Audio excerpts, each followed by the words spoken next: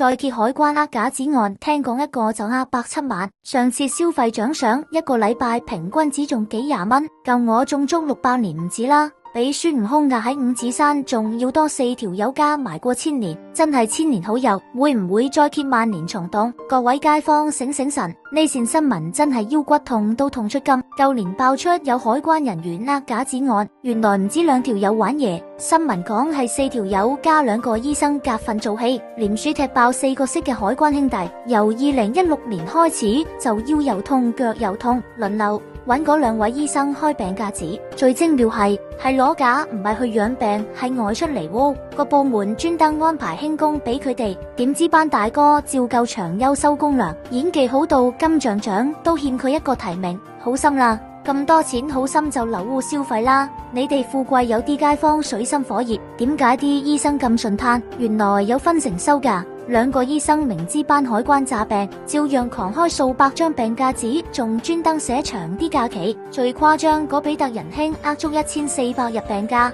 ，100袋170萬澳門銀。我哋納稅人真係蝕到入肉啊！而家6個主角、4個影帝官員加2個印銀紙醫生，全隊移送檢察院。罪名係乜？超級巨額詐騙加造假證明，隨時監都有得坐。海關內部開緊快追究，至於2位醫生就先離職啦。最後證據：天網恢恢疏唔漏，呃假糧中穿煲。唔單止打工仔要記住啦，佢哋仲要係紀律部隊、公職人員、父母官、蛇王都要有底線啦。打緊風啦，我去聽下天氣預報去拜拜。